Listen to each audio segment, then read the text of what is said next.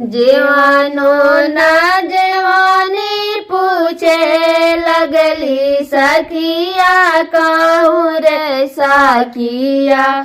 अपना ससुरा के बतिया कहूँ रे साखिया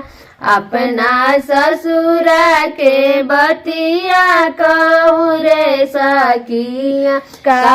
हम कहीं सखी ससुरा के बतिया हमारे सुनी ना का हम कहीं सखी ससुरा के बतिया हमारे सुनी ना तू ससुरा ना जईबू हमारे सुनी ना तू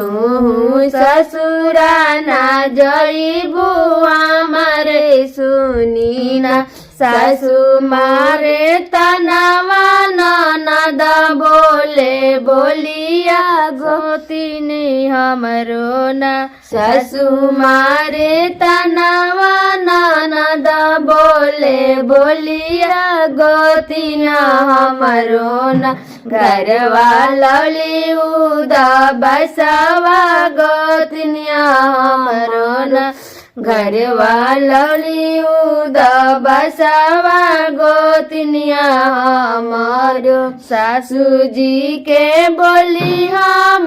सिरावा चढ़ाई बना जी के ना सासू जी के बोली हम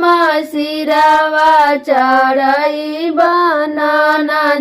जी के ना अगहन करा बगावनवा ननद जी के ना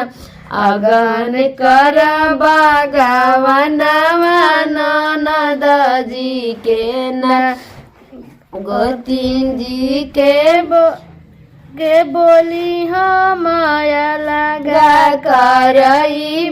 छुट्टी रे जई है ना गोतिन जी के बोली हम माया लगा करई छुट्टी रे जई है ना घरवा लावल उदा बसवा छुट्टी रे जई है ना घरवा लावल उदा बसवा छुट्टी रे जई है ना।